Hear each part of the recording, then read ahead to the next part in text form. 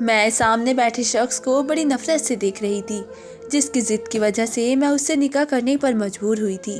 میں نہیں جانتی تھی کہ رشتوں کی نیت ایک دم یوں سی بدل جاتی ہے۔ عورت کے بیوہ ہونے کے بعد سسرال میں اس کے پہلے شوہر کی حیثیت سے اسے کیوں نہیں رکھ سکتے؟ میرے ماں باپ مر چکے تھے، ایک بھائی تھا جس کے حالات ایسے نہ تھے کہ میں بیوہ ہونے کے بعد اس کے گھر کی دہلیز پر جا کر بیٹھ جاتی۔ وہ تو اپنے بیوی بچوں میں ہی بزی رہتا تھا۔ میں نے چھوٹے بھائیوں کی طرح سمجھا تھا۔ میں سوچ بھی نہیں سکتی تھی کہ وہ مجھ پر غلط نظر رکھنے لگے گا۔ میں نے تو اپنی زندگی کو ایک کمرے تک محفوظ کر لیا تھا اور ویسے ہی زندگی گزار رہی تھی جیسے کہ میرے سسرال والے چاہتے تھے۔ میرے پتی کے حادثے کے بعد مجھے کمرے میں عدت کے نام پر بٹھا دیا گیا تھا۔ میں اپنے کمرے سے باہر نہیں نکلتی تھی۔ میری ساس اپنے بیٹے کے غم میں نڈھال ہو چکی تھی، لیکن جب انہوں نے کچھ ہوش سنبھالا تو وہ مجھے پڑھنے کے لیے بہت ساری چیزیں دیتی۔ کہنے لگی کہ روزانہ رات کو 200 نفل پڑھ کر اور یہ وظیفہ کر کے سونا۔ میرا پورا دن انہی وظیفوں میں گزر جاتا۔ جیسے ہی میری عدت پوری ہوئی، گھر کے سارے کاموں کی ذمہ داری میری ساس نے مجھ پر ڈال دی۔ میری جیٹھانی گھر کے کسی کام کو ہاتھ نہیں لگاتی تھی۔ کھانے کا ٹائم آتا تو ساس مجھے کم کھانا دے کر کہتی کہ تم جوان ہو، ساری عمر کیسے گزارو گی، اس لیے زیادہ خوراک نہ کرو، خواہشوں کو ابھرتی ہے، تم سادہ اور کم کھانا کھایا کرو۔ پورے دن میں مجھے بس 2 ہی روٹیاں ملتی تھی، ایک دوپہر کو اور ایک رات کو۔ مجھے تو وہ وقت یاد آنے لگا جب فیصل زندہ تھے۔ ہماری زندگی کتنی اچھی گزر رہی تھی۔ 3 سال میں نے فیصل کی سنگت میں ایسے گزارے تھے جیسے زندگی میں کوئی غم ہی نہیں ہو سکتا، لیکن اس کی موت نے تو مجھے مار ہی ڈالا تھا۔ اور پھر ہمارے میں بیوہ کے ساتھ کیے جانے والے رویے نے مجھ سے جینے کا حق تک چھین لیا تھا۔ گھر میں اگر کوئی ہنسی مذاق ہو رہا ہوتا تو بے اختیار میں ہنسنے یا مسکرانے لگتی تو میری ساس مجھ سے قہر بھری نظروں سے دیکھتی، کہتی تمہیں شرم نہیں آتی، جوانی میں تم بیوہ ہو گئی ہو، تمہارا پتی اس دنیا سے چلا گیا ہے اور تم ہنس رہی ہو۔ مجھے لگتا تھا شاید میں نے بہت بڑا گناہ کر دیا ہے۔ میں نے اس لیے چپ رہنا سیکھ لیا تھا اور سفید جوڑا ہی اب میرا پہناوا بن چکا تھا۔ کسی کی شادی ہوتی تو مجھے اس شادی پر جانے کی اجازت نہیں ہوتی تھی کہ سہاگن کے پاس بیوہ عورت نہ بیٹھ جائے، کہیں اس کا سایہ اس سہاگن پر پڑ نہ جائے۔ میری جیٹھانی مجھ سے یوں دور بھاگتی تھی جیسے میں کوئی اچھوت ہوں، پھر بھی میں صبر سے اپنی زندگی گزار رہی تھی۔ جب ایک بار میری نند اور نندوئی گھر میں کھانے کی دعوت پر آئے، کھانا بنانے کے بعد میں کچن میں ہی بیٹھ کر سوکھی روٹی کے ساتھ اچار کھا رہی تھی، کیونکہ میری ساس کہتی تھی کہ تم اب ہمیشہ سادہ کھانا کھاؤ، اور گھر میں اس وقت ایک بڑھ کر ایک سے کھانے بنے ہوئے تھے۔ میں نے دوپہر کی روٹی لی اور اس پر اچار رکھ کر کھانے لگی۔ میری زندگی سے ویسے بھی خوشیاں روٹھ چکی تھی۔ میرا دل بھی نہیں چاہتا تھا کہ میں ہنسوں، باتیں کروں، بس سانسیں تھیں جنہیں زندگی کے نام پر لے رہی تھی۔ مر تو میں بھی اسی دن جاتی جب فیصل کی موت کا سندیشہ مجھے ملا تھا۔ میں کچن میں کھانا کھا رہی تھی جب میرے نندوئی کچن میں داخل ہوئے، کہنے لگا کہ چائے بنا دو۔ میں نے کہا ٹھیک ہے۔ میں نے اپنی روٹی وہیں سلیب پر رکھی اور چائے بنانے لگی۔ مجھے لگا کہ وہ چائے کو کہہ کر باہر چلے جائے گے، لیکن وہ دروازے کے پاس ہاتھ باندھے مجھے ٹٹک ٹکٹک باندھے دیکھنے لگے۔ مجھے اس کی حرکت یہ بہت ہی بری لگی تھی۔ میں نے کہا بھائی آپ باہر جائیں، میں چائے بنا کر لاتی ہوں۔ بجائے اس کے کہ وہ کچن سے باہر جاتا، وہ کچن کے اندر داخل ہو گیا۔ کہنے لگا مجھے تمہیں دیکھ کر بڑا دکھ ہوتا ہے، تمہاری زندگی کے بارے میں سوچ کر تکلیف ہوتی ہے۔ بھری جوانی میں تم بیوہ ہو گئی ہو، اور پھر ظلم یہ ہے کہ تمہیں کھانے پینے کو بھی ٹھیک سے نہیں دیا جاتا۔ ہاں ظاہر ہے اچھی خوراک انسان کے اندر نفسانی خواہش کو ابھرتی ہے، اور تمہارے پاس تو کوئی ذریعہ ہی نہیں ہے۔ ایسی باتیں سن کر میرے کانوں کی لو تک سرخ ہوئی تھی۔ میں نہ جانے کیسے یہ سب جذبات کر رہی تھی کہ ان کی جگہ کوئی اور ہوتا تو میں اس کے منہ پر تھپڑ مار دیتی، لیکن وہ میری نند کا شوہر تھا، ایک تماشا سا لگ جاتا۔ پھر تو شاید میری ساس مجھے رکھنے کے لیے بھی نہ کہتی، دھکے دے کر مجھے گھر سے نکال دیتی۔ میں کہاں جاتی؟ فیصل کے بعد تو میری بے بسی کا خوب تماشا لگ رہا تھا۔ میری آنکھوں سے آنسو بہنے لگے تھے کہ ایک دم سے ہی میرا دیور کچن میں داخل ہوا۔ اس نے سخت لہجے میں نندوئی سے کہا آپ یہاں پر کیا کر رہے ہیں؟ آپ کا کچن میں کیا کام ہے؟ وہ گھبرا کر بولا میں تو چائے لینے آیا تھا۔ ذکی کہنے لگا آپ باہر جا کر بیٹھے، آپ کو چائے مل جائے گی۔ ذکی کے رویے پر وہ ایک دم سے کچن سے باہر چلا گیا۔ میں پریشان ہو گئی کہ کہیں ذکی مجھے ہی غلط نہ سمجھے، کیونکہ اب وہ مجھے غصے سے دیکھ رہا تھا۔ میرے پاس آیا اور کہنے لگا منہ میں زبان نہیں ہے آپ کے، کب سے وہ بکواس کر رہا ہے، آپ چپ چاپ سن رہی ہے، منہ کیوں نہیں توڑا اس کا؟ میں نے کہا اگر تم خود کو میری جگہ رکھ کر سوچو تو تمہیں تمہارے ہر سوال کا جواب مل جائے گا۔ اس گھر کے علاوہ میرے پاس دوسرا کوئی صاحبان نہیں ہے، اس لیے سہنا پڑتا ہے۔ یہ کہہ کر میں نے اپنے آنسو صاف کیے اور کپوں میں چائے ڈال کر اسے کہا کہ جاؤ باہر دے کر آ جاؤ۔ میں نے اپنی سوکھی روٹی اٹھائی اور اپنے کمرے میں جانے لگی۔ وہ کہنے لگا یہ کھاتی ہے آپ بھابھی؟ میں نے کہا میرے نصیب میں اب یہی ہے اور میں یہ کیوں کھاتی ہوں اس کا جواب تم اپنی ماں سے پوچھ لینا۔ یہ کہہ کر میں اپنے کمرے میں چلی گئی۔ اس کے بعد ذکی کی نظریں مجھ پر بدلنے لگی۔ میں نے نوٹ کیا تو وہ مجھے دیکھنے لگا تھا۔ مجھے یہ سب برا لگ رہا تھا کیونکہ میں اسے بھائی سمجھتی تھی، لیکن شوہر کے سامنے، شوہر کے مرنے کے بعد شاید مشور کی نظر ہی بدل جاتی ہے۔ ایک بار تو ہنگامہ سا بہت ہی ہو گیا تھا۔ میں ذکی سے ایسی بات کی امید بھی نہیں کر سکتی تھی۔ میں نے ہمیشہ اسے اپنے چھوٹے بھائیوں جیسا ہی سمجھا تھا۔ بے شک عمر میں میرے ہی برابر تھا، لیکن فیصل کے ہوتے ہوئے اکثر فیصل کی ڈانٹ ڈپٹ سن کر وہ میرے پاس آتا تھا۔ کہتا تھا بھابھی آپ انہیں بھائی کو سمجھاتی کیوں نہیں ہیں؟ ہر وقت میرے پیچھے پڑے رہتے ہیں، انہیں کیوں میری آزادی پسند نہیں؟ یہ سن کر فیصل کمرے میں آ جاتے، ذکی سے کہتے یہاں کیا کر رہے ہو؟ ابھی تک دکان پر کیوں نہیں گئے؟ تمہیں احساس نہیں ہے کہ کاروبار بھی کرنا ہے؟ جب دیکھو ادھر ادھر گھومتے رہتے ہو، کرکٹ کھیلتے رہتے ہو۔ وہ جب فیصل کو غصے میں بفرے ہوئے الفاظ تو میرے پیچھے چھپ جاتا تھا۔ بھابھی بچائے، اس حالوں کی خان سے مجھے ہر وقت مجھے ڈانٹتے رہتے تھے۔ یہ سن کر فیصل مجھ سے کہتے بیچ میں سے ہٹو، آج تو میں اس کے کان کھینچ کر، لیکن وہ مجھ سے کہہ رہا تھا میں بس دکان پر جا رہا ہوں اور آگے کمرے میں تمہارے پیچھے چھپ گیا، آج نہیں چھوڑوں گا اسے۔ لیکن میں کہتی تھی کہ چھوڑ دو، کوئی بات نہیں، وقت کے ساتھ خود ہی سمجھ آ جائے گی، کیوں میرے چھوٹے بھائی کے پیچھے پڑے رہتے ہیں۔ فیصل اسے چھوڑ کر مجھے گھورنے لگتے تھے، کہنے لگتے تھے تم نے بہت ہی سر چڑھا رکھا ہے اسے، دیکھ لینا ساری زندگی میرے ہی سر پر بیٹھ کر کھائے گا، مجال ہے کبھی کچھ کما لے، کب دیکھو کرکٹ کھیلتا رہتا ہے۔ ذکی کو فیصل انگوٹھا دکھاتے ہوئے باہر نکل جاتا تھا۔ اس سے پہلے کہ فیصل اس کے پیچھے بھاگتے لگتے میں ان کا ہاتھ پکڑ لیتی، کہتی چھوڑو نہ فیصل، اسے کوئی بات نہیں، بچہ ہے، اتنا بھی بڑا نہیں ہے، وقت کے ساتھ ساتھ خود ہی سمجھ آ جائے گی۔ کتنا حسین دن تھے وہ جو خواب ہو چکے تھے۔ میری ساس بھی مجھ سے بہت محبت کرتی تھی۔ فیصل گھر میں دوسرے نمبر پر تھے، لیکن سارے گھر کی ذمہ داری انہوں نے مجھ پہ سنبھال رکھی تھی، مجھے بھی پوری عزت دی۔ کبھی ایسا نہیں ہوا کہ میری ساس مجھے کوئی کڑوی بات کہہ جاتی۔ فیصل کہتے تھے کہ میں نے شادی کے فوراً بعد اپنی ماں اور اپنی بہن کو بٹھا کر کہہ دیا تھا کہ ہم نہ میری بیوی ہے اور اس لیے اسے کبھی بھی گھر کی نوکرانی مت سمجھیے، اسے پورا حق ہے کہ وہ اپنی مرضی سے کچن میں جو چاہے بنائے کھائے، جیسی چاہے زندگی گزارے۔ مجھے یہ چیز پسند نہیں ہے کہ وہ آپ سے پوچھ کر کھانا بنائے، آپ سے پوچھ کر چلے، ہر ایک دن کو اپنی آزادی سے جینے کا حق ہے۔ تب تک فیصل زندہ تھے، گھر پر میری بادشاہت تھی، میری ساس میرے صدقے وارتی تھی، لیکن اس ایک شخص کے چلے جانے سے میری زندگی آسمان سے زمین پر آ گئی تھی، میں تہی دامن ہو گئی تھی۔ زندگی مشکل تو تھی، لیکن ذکی کی بات نے مشکل ترین کر دی تھی۔ میری ساس بڑے غصے سے میرے کمرے میں داخل ہوئی، کہنے لگی میرے ایک بیٹے کو کھا کر تمہارا جی نہیں بھرا جو اب دوسرے کو بھی نکلنا چاہتی ہو؟ میں ان کی بات سمجھ نہیں پائی۔ میں نے کہا یہ کیا بات ہے ماں، میں نے کیا کیا ہے؟ فیصل کا دنیا سے جانا میرے اختیار میں تو نہیں تھا، اگر میرے اختیار میں ہوتا تو میں کبھی بھی انہیں جانے نہ دیتی۔ وہ کہنے لگی اسے چھوڑو، ذکی کی کیوں تمہارے پیچھے پڑا ہے؟ کیا جادو کر دیا ہے تم نے؟ کہتا ہے کہ تم سے شادی کرے گا۔ یہ سن کر تو مجھے اپنے کانوں پر یقین ہی نہیں رہا تھا۔ میں نے کہا وہ پاگل تو نہیں ہے، میں نے اسے ہمیشہ اپنے چھوٹے بھائیوں کی طرح سمجھا ہے، میں اس سے شادی نہیں کر سکتی۔ وہ کہنے لگی وہ تو ضد باندھے بیٹھے ہوئے ہے، اپنے باپ سے صاف کہہ چکا ہے کہ شادی کرے گا تو صرف تم سے۔ اب تم مجھے یہ بتاؤ ایسا کون سا چکر چلایا ہے تم نے ذکی کے ساتھ؟ تمہیں شرم نہیں آئی؟ ہمارے ناک کے نیچے تم ذکی کو اپنے جال میں پھنسا رہی تھی۔ میں نے کہا میں نے ایسا کچھ نہیں کیا، بے شک مجھ سے جو مرضی قسم لے لی۔ میری ساس غصے سے کمرے سے باہر چلی گئی۔ مجھے ذکی پر بہت ہی غصہ آ رہا تھا، اسے کیا ضرورت پڑی تھی یہ تماشا لگانے کی اور یہ سب کہنے کی۔ میں سیدھا ذکی کے کمرے میں گئی، میں نے اس سے کہا کہ یہ کیا نیا تماشا لگایا تم نے؟ گھر پہ سب لوگ مجھے برا بھلا کہہ رہے ہیں۔ وہ کہنے لگا میں نے کیا کیا ہے؟ میں نے کہا کہ یہ کیا کیا ہے تم نے؟ مجھ سے یہ کہا ہے کہ تم مجھ سے شادی کرنا چاہتے ہو۔ وہ کہنے لگا تو اس میں کیا برائی ہے؟ میں نے کہا میں تمہارے بھائی کی بیوہ ہوں، وہ کہنے لگا مجھے پتا ہے۔ مجھے اس کے جواب پر حیرت ہوئی۔ میں نے کہا تم پاگل تو نہیں ہو گئے ذکی؟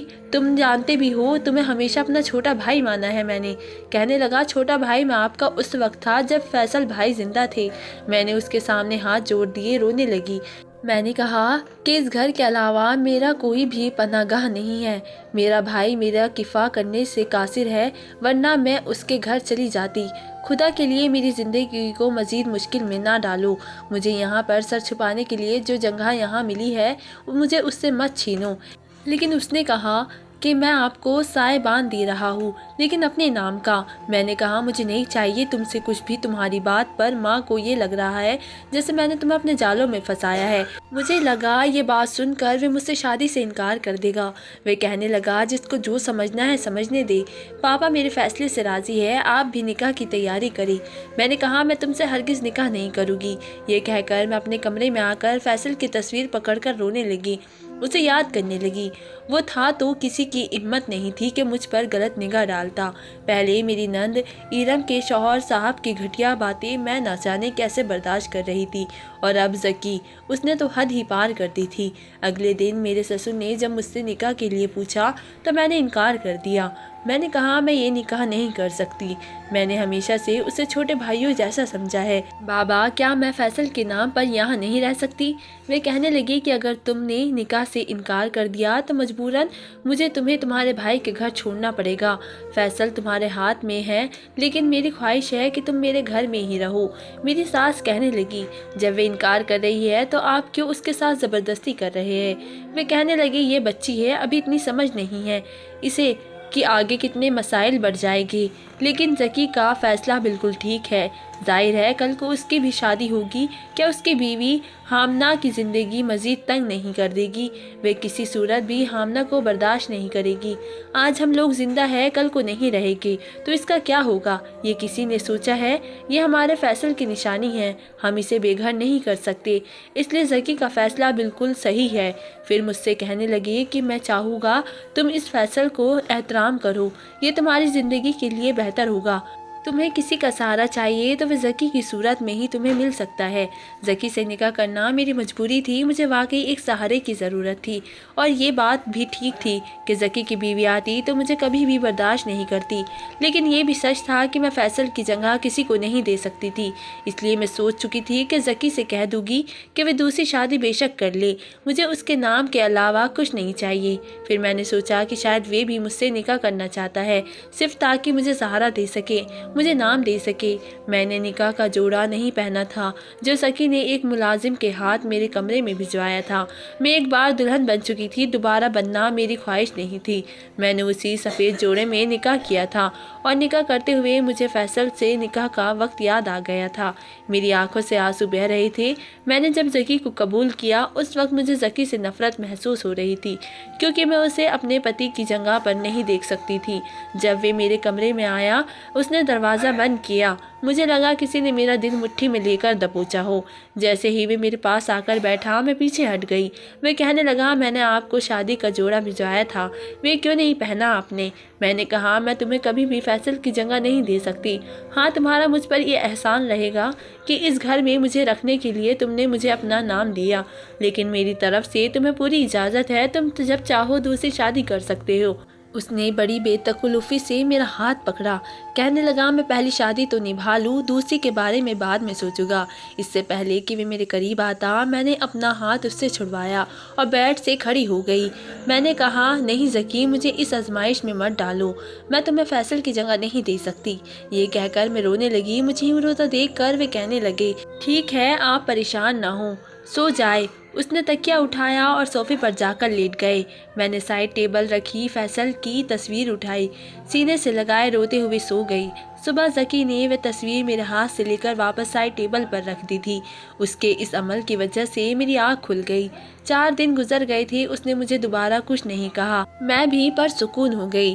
لیکن چند دن بعد اس نے مجھ سے کہا آج کے بعد میں آپ کو سفید لباس میں نہ دیکھ لوں، نہ ہی اتنی سادگی میں، رات کو جب میں کام سے واپس آؤں تو تیار رہیے گا۔ یہ کہہ کر وہ تو چلا گیا، لیکن میں پریشان ہو گئی۔ رات کو مجھے اسی حلیے میں دیکھ کر اس کے ماتھے پر بل پڑے تھے، لیکن مجھے پرواہ نہ تھی۔ اس کے کمرے میں آنے سے پہلے میں سائڈ ٹیبل پر رکھی فیصل کی تصویر پکڑتے روتے ہوئے اس سے باتیں کر رہی تھی۔ جب ذکی کمرے میں داخل ہوا، مجھے دیکھ کر اس نے کمرے کا دروازہ زور سے بند کیا۔ کافی غصے میں لگ رہا تھا، میرا دل خوف سے کانپا تھا۔ وہ میرے پاس آیا، میرے ہاتھ سے فیصل کی تصویر کو چھینا۔ یہ دیکھ کر مجھے اس پر بہت ہی غصہ آنے لگا تھا۔ میں نے کہا، مجھے فیصل کی تصویر واپس کرو۔ ذکی کہنے لگا، کیوں کروں واپس؟ اس کا لہجہ کافی بلند تھا۔ کہنے لگا، بہت دن سے یہ سب برداشت کر رہا ہوں۔ جب میں رات کو کمرے میں آتا ہوں، تم بھائی کی تصویر پکڑے ان سے باتیں کر رہی ہوتی ہو، میرے سامنے اس تصویر کو چومتی ہو، سینے سے لگاتی ہو۔ کیوں میرے صبر کا امتحان لے رہی ہو؟ ہامنا، ذکی کی باتیں سن کر مجھے افسوس سا ہوا تھا۔ میں نے کہا، میں تم سے پہلے بھی کہہ چکی تھی کہ میں فیصل کی جگہ تمہیں نہیں دے سکتی۔ وہ کہنے لگا، تمہارے ایسا کرنے سے بھائی واپس آ جائے گے کیا؟ انہوں نے کہا تھا کہ تم ان کے مرنے کے بعد بھی ستی بن کر زندگی گزارو گی۔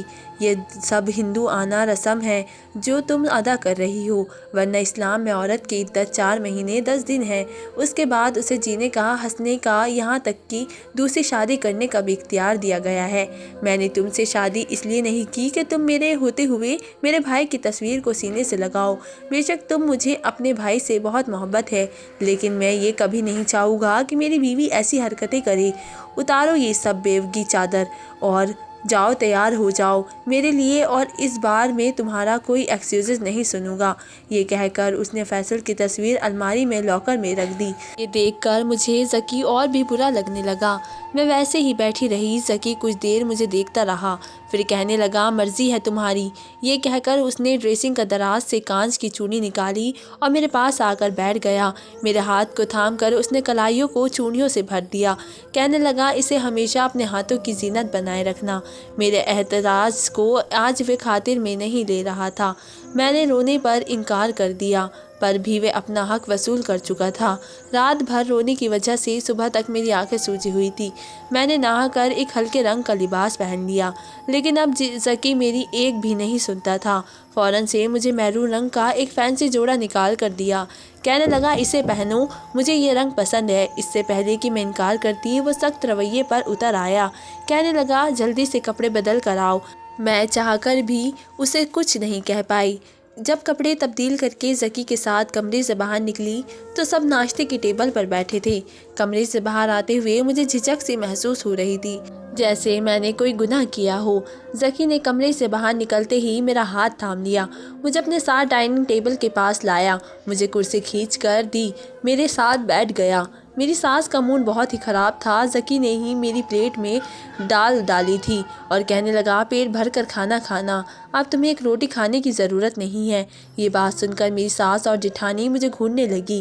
ذکی کہنے لگا، ماں، آج کے بعد میں ہامنہ کو فالتو کے کام کرتے ہوئے نہ دیکھ لوں، اور نہ ہی کوئی اسے الٹا سیدھا تانے دیتا نظر آئے۔ وہ اب فیصل بھائی کی نہیں، میری بیوی ہے، اسے اسی حیثیت سے اپنایا جائے۔ میں تو ذکی کو دیکھ رہی تھی، جو مجھے ذکی کم اور فیصل زیادہ لگ رہے تھے۔ آج مجھے ذکی میں فیصل کی جھلک نظر آ رہی تھی۔ مشکل سے ہی صحیح، لیکن سب نے مجھے ذکی کی حیثیت سے قبول کر لیا تھا۔ ذکی میرا بہت ہی خیال رکھتا تھا، لیکن میں اس سے کھچی کھچی رہتی تھی۔ مگر 1 مہینے بعد ہی میں امید سے ہو گئی۔ حالانکہ فیصل کی سنگت میں نے 3 سال گزارے تھے، لیکن مجھے اولاد نہیں ہوئی تھی۔ لیکن ذکی کے ساتھ شروع کیے گئے مجبوری کے اس رشتے میں شاید یہ پہلی بار خوشی تھی جو مجھے ملی تھی۔ ذکی بہت ہی خوش تھا، اور اب تو میری ساس بھی بہت ہی خوش ہو گئی تھی، لیکن ذکی کا تو بس نہیں چل رہا تھا کہ وہ کیا کچھ نہ کر گزرے۔ مجھے پاؤں تک زمین پر رکھنے نہیں دیتا تھا۔ دکان پر ہوتا تو کئی بار مجھے فون کر کے پوچھتا، تم نے فریش جوس پیا ہے، کھانا ٹھیک سے کھایا ہے، کچھ نہ کھانے کو جی چاہے تو مجھے بتا دینا۔ میرے دل میں اب ذکی کی محبت گھر کرنے لگی تھی۔ میں نے ایک بیٹے کو جنم دیا، سب بہت ہی خوش تھے۔ ذکی کی مجھ سے محبت دن بر دن بڑھتی جا رہی تھی۔ اب میں بھی اسے چاہنے لگی تھی، اس کا خیال رکھنے لگی تھی، اس سے باتیں بھی کرتی تھی۔ اکثر وہ میرے ساتھ بیٹھتا تو میرا سر اپنے کندھے پر رکھ دیتا، کہتا، بس میرے قریب رہا کرو، اپنے ہونے کا احساس دلاتی رہا کرو، مجھ پر حق جمایا کرو ہامنہ، مجھے اچھا لگتا ہے۔ میری جھجک اب کافی حد تک دور ہو گئی تھی۔ ذکی کی محبت نے مجھے نئی زندگی دی تھی، لیکن اس کے بعد جو قیامت مجھ پر ٹوٹی تھی، میرا حواس بھی گم ہو گیا۔ 2 سال ہو گئے تھے ہماری شادی کو، میرا بیٹا 1 سال کا ہو گیا تھا۔ ان 2 سالوں میں ذکی نے مجھ پر اپنی ساری محبتیں نچھاور کر ڈالی تھی۔ میرا بیٹا 1 سال کا ہوا تو اس کی سالگرہ ذکی نے گھر کے بڑے سے صحن میں ارینج کروائی تھی۔ سب مہمان موجود تھے، ہم کیک کاٹنے ہی لگے تھے جب باہر کی ڈور بیل بجی۔ دروازہ میری نند نے کھولا تھا۔ سامنے آنے والے کو دیکھ کر اس کی چیخ بلند ہوئی تھی۔ ہم سب کی نظریں نند کی جانب اٹھی جب وہ شخص اندر داخل ہوا۔ اسے دیکھ کر میں اپنا اگلا سارا ساز بھول گئی تھی۔ وہ فیصل تھا، میرا پہلا پتی۔ وہ زندہ تھا، یہ کیسے ممکن تھا؟ فیصل کی بےتاب نظریں مجھے تلاش کر رہی تھی اور میں یوں تھی کہ جیسے پتھر کی ہو چکی تھی۔ سبھی فیصل کو زندہ سلامت دیکھ کر اس کے پاس چلے گئے، اس سے گلے ملنے لگے۔ چند سال پہلے فیصل دبئی کے لیے جہاز میں بیٹھے تھے، لیکن وہ جہاز کریش ہو گیا تھا۔ سننے میں یہی آیا تھا کہ سب مسافر مر چکے ہیں، لیکن وہ اس وقت زندہ سلامت کھڑے تھے۔ کہنے لگے کہ جہاز ابھی آسمان کی بلندی تک نہیں پہنچا تھا، بس زمین سے کچھ ہی اوپر تھا۔ جب جہاز کے ٹائر کو آگ لگ گئی، بہت سے مسافر ہنگامی راستوں سے باہر نکلنے لگے۔ میں بھی جہاز سے نیچے کود گیا۔ جہاز اس وقت سمندر کے اوپر تھا۔ جیسے ہی میں پانی میں گرا، جہاز کے دھماکے کی آواز میں نے سنی تھی، لیکن اس کے بعد مجھے کسی چیز کی کوئی ہوش نہیں تھا۔ مجھے چند دن پہلے ہوش آیا ہے، پھر پتہ چلا کہ میں پچھلے 2-2.5 سال سے کوما میں تھا۔ نہ جانے مجھے کس نے بچایا اور ہاسپٹل میں پہنچا دیا۔ میرا تو اب اس بات پر پختہ یقین ہو چکا ہے کہ مرنے والے سے بچانے والی ذات بڑی ہے۔ میری ساس فیصل کے ساتھ لگے روئی جا رہی تھی، بے یقینی سے فیصل کے چہرے پر ہاتھ پھیر رہی تھی، جیسے انہیں ابھی بھی یقین نہ آ رہا ہو۔ سب فیصل کے پاس تھے، بس میں دور کھڑی تھی۔ میں سمجھ نہیں پا رہی تھی کہ یہ سب ہوا کیا ہے۔ فیصل کی جب مجھ پر نظر پڑی تو اپنا ہاتھ میری جانب بڑھا کر مجھے اپنے پاس بلانے لگے۔ کہنے لگے، ہامنہ تم کیا دور کھڑی ہو؟ دیکھو تمہاری دعاؤں نے مجھے تمہارے پاس زندہ سلامت بھیج دیا۔ ادھر آؤ۔ میرے پاس ایک بازو سے انہوں نے میری سانس کو اپنے ساتھ لگا رکھا تھا اور دوسرا ہاتھ میرے لیے پھیلائے کھڑے تھے، اور مجھے لگا تھا میرے قدموں میں اندیکھی زنجیریں پڑ چکی ہے۔ میں کیسے جاتی ان کے پاس؟ میں اس وقت ذکی سے نکاح میں تھی۔ وہ خود ہی میرے پاس آ گئے۔ میری آنکھوں سے ٹپ ٹپ آنسو بہہ رہے تھے۔ بے اختیار فیصل نے مجھے اپنے ساتھ لگا لیا۔ مجھے ایک کرنٹ سا لگا۔ میری نظریں فیصل کے پیچھے کھڑی ذکی پر جا کر ٹکی، جو مجھے ہی دیکھ رہا تھا۔ فیصل کہنے لگے، ہوش میں آتے ہی مجھے ماں باپ کے بعد تمہارا خیال آیا تھا کہ تم تو اس 2-2.5 سال میں رو رو کر پاگل ہو چکی ہوگی۔ ذکی مجھے دیکھ رہا تھا، دونوں ہاتھوں کی مٹھیاں اس نے بھیج رکھی تھی۔ وہ جس وقت سے گزر رہا تھا میں جانتی تھی، کیسا کیوں تھا۔ میں فیصل کے پیچھے ہٹ گئی۔ پھر فیصل میرے بہتے آنسو صاف کرنے لگا۔ اس کی نظر میرے ساتھ کھڑے سعد پر پڑی۔ مجھے پوچھنے لگا، یہ بچہ کون ہے؟ سعد مجھے مما مما کہہ رہا تھا۔ یہ سن کر فیصل کے چہرے پر خوشی کی لہر دوڑ گئی۔ اس نے سعد کو گود میں اٹھا لیا، کہنے لگا، یہ ہامنہ، یہ ہمارا بچہ ہے۔ وہ بے تحاشا سعد کو چومنے لگا۔ سبھی چپ تھے، شاید کسی نے یہ بتانے کی ہمت نہیں تھی کہ ان 2-2.5 سالوں میں کیا کچھ ہو چکا تھا۔ سب مہمان آہستہ آہستہ جا چکے تھے، بس گھر ہی افراد تھے، اور فیصل کی نظریں اب بھی مجھ پر تھی۔ وہ چاہتے کہ میں کمرے میں جاؤں اور وہاں بھی کمرے میں میرے پاس آ سکے، لیکن میں تو عجیب سے دورے پر کھڑی تھی۔ ایک طرف فیصل تھا، دوسری طرف ذکی تھا، اور پھر میرا بچہ۔ ذکی بھی وہیں لاؤنج میں کھڑا تھا، مجھے ہی دیکھ رہا تھا۔ جب فیصل نے سب سے کہا کہ وہ اب تھک چکا ہے، آرام کرنا چاہتا ہے، یہ کہہ کر وہ میرے پاس آ گیا۔ کہنے لگا، ہامنہ تم کیوں بت بنی کھڑی ہو؟ کیا بات ہے؟ میں اسے کیا بتاتی؟ کہنے لگا، اچھا تمہیں ابھی تک یقین نہیں آ رہا کہ میں زندہ سلامت لوٹ آیا ہوں؟ وہ مسکرانے لگے۔ جیسے ہی انہوں نے میرا ہاتھ تھاما، ذکی ہمارے پاس آ گیا۔ کہنے لگا، بھائی آمنہ، اب آپ کی کچھ نہیں لگتی۔ اس نے فیصل کے ہاتھ سے میرا ہاتھ چھڑوایا۔ میں تو پہلے ہی بے جان کھڑی تھی۔ فیصل حیرت سے ذکی کو دیکھنے لگا۔ کہنے لگا، میں سمجھا نہیں، کہنا کیا چاہتے ہو تم؟ وہ کہنے لگا، ہمیں یہ پتہ چلا تھا کہ آپ مسافروں کے ساتھ مر چکے ہیں، اس لیے مجھے ہامنہ سے نکاح کرنا پڑا۔ یہ سن کر فیصل کی رنگت پھیکی پڑ گئی تھی۔ ذکی کہنے لگا، سعد آپ کا نہیں، میرا بیٹا ہے۔ یہ سن کر فیصل حیرت سے کبھی مجھے دیکھتا تو کبھی ذکی کو دیکھنے لگے۔ میری ساس بھی فیصل کے پاس آ گئی۔ میرے سسر بھی اسے بتانے لگے کہ کن حالات میں یہ نکاح کرنا پڑا۔ فیصل پھٹی پھٹی آنکھوں سے سب کو دیکھ देख रहे थे, फिर अपना सर पकड़कर सोफे पर बैठ गए। कुछ देर अपनी पेशानी दबाने लगे, फिर नहीं में सर हिलाने लगे, कहने लगे, नहीं ये कैसे हो सकता है, ये नहीं हो सकता, हामना बीवी है मेरी, ज़की से कैसे कर सकती है ये सब, उफ। वह अपना सर दबाने लगे, फिर अपने कमरे में चले गए। मेरी सास और ससुर भी अपने कमरे में चले गए। बस मैं लॉन्च में खड़ी थी। ज़की मेरे पास आया, कहने लगा, हामना चलो अपने कमरे में। मैं खाली खाली आंखों से उसे देख रही थी। वे मेरा हाथ थाम कर मुझे कमरे में ले गया। मैं बेजान सी बेड पर बैठ गई। उस वक्त मैं ज़की के पसंदीदा लिबास में थी, तैयार भी थी। आज उसने मेरी तारीफ़ भी बहुत की थी, मैं खुश भी थी। लेकिन अब मेरी ज़िंदगी सवालिया निशान बनकर रह गई थी, जिसमें कसूर किसी का भी नहीं था। ज़की मेरे सामने बैठ गया। उसने मेरा हाथ पकड़ा, लेकिन मैंने छुड़वा लिया। ये देखकर ज़की के चेहरे पर परेशानी के आसार उभरे। कहने लगा, हामना मैं बहुत मोहब्बत करने लगा हूँ तुमसे। उसका लहजा गुलूगीर सा था, आंखों में आंसू झिलमिला रहे थे। कहने लगा, मैंने तुमसे शादी इसलिए की थी क्योंकि मेरे घर वालों ने तुम्हें इंसान समझना छोड़ दिया था, तुम्हारे साथ गैर इंसानी सलूक करने लगे थे।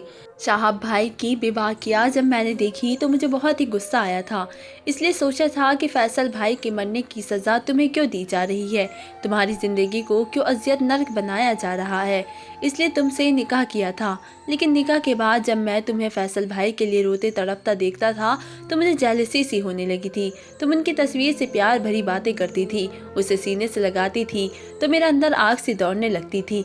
मैं ये सब बर्दाश्त नहीं कर पा रहा था। शायद निकाह के 2 बोलों का मतलब समझ आया था। भाई के लिए खुद रो सकता था, लेकिन तुम्हें रोता नहीं देख सकता था। बस पता ही नहीं चला कब तुम मेरे लिए इतनी अहम हो गई कि तुम्हारे बगैर ज़िंदगी गुजारने के बारे में मैं सोच भी नहीं सकता। उसने फिर से मेरे हाथ थाम लिए। उसकी आंखों से आंसू बह रहे थे। कहने लगा, कोई भी फैसला करने से पहले ये सोच लेना कि मैं मर जाऊंगा तुम्हारे बगैर। हमारा एक बच्चा है यार, प्लीज़ मेरे और साथ के बारे में सोचो। मैं किसी पत्थर की मूरत बनी बैठी थी। उसने मेरे हाथ जोड़ दिए, तकिया उठाकर सोफे पर जाकर लेट गया। सुबह जब मैं कमरे से बाहर आई तो फैसल सामने सोफे पर सर पकड़े बैठे थे। सुबह सुबह का वक्त था, कोई भी नहीं जागा था। मुझे कमरे से बाहर देखकर उन्होंने मुझे शिकवा गुना नज़रों से देखा था। मुझे लगा जैसे मैं कसूरवार हूँ। वे उठकर मेरे पास आ गए, कहने लगे, मैं फजर पढ़ने मस्जिद में गया था, वहाँ मुफ्ती साहब भी मौजूद थे। मैंने अपना मसला उन्हें बताया। वे कहते हैं, तुम मेरी बीवी हो, पहला शौहर वापस लौट आए तो दूसरा निकाह माना नहीं जाता।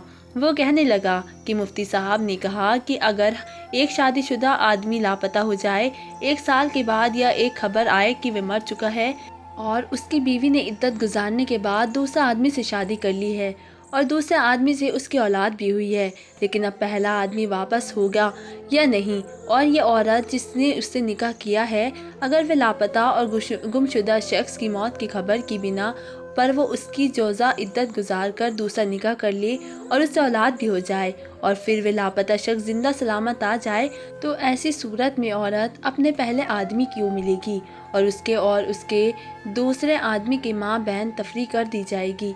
अलबत्ता सबका ख्वात के लिए उसके साथ हम बिस्तरी करना उस वक्त तक जायज़ नहीं होगा जब तक कि वे दूसरे शौहर से इद्दत ना गुजार ले, और जो दूसरे आदमी से औलाद हुई है वह दूसरे पति से सहूली बिल नस्त शुमार होगी, और मफक की मौत की खबर के बिना पर वे निकाह सानी करने के सबब यह औरत जानिया शुमार नहीं होगी। हमने पूरी रात सो नहीं पाए। तुम्हें ज़की के कमरे में नहीं देख सकता था। बहुत चाहता हूँ तुम्हें। मैं गुमसुम खड़ी थी। क्या करना चाहिए मुझे? क्या फैसल के साथ ज़िंदगी गुजारनी चाहिए या फिर फैसल से तलाक लेकर ज़की से निकाह कर लेना चाहिए, जिसने मुझे उस वक्त अपनाया जब मेरी ज़िंदगी कांटों पर गुजर रही थी? मुझे कमेंट करके आप बताइए। तो दोस्तों, आपको मेरी कहानी कैसी लगी मुझे कमेंट करके ज़रूर बताएं। मिलते एक नई वीडियो के साथ, तब तक के लिए धन्यवाद।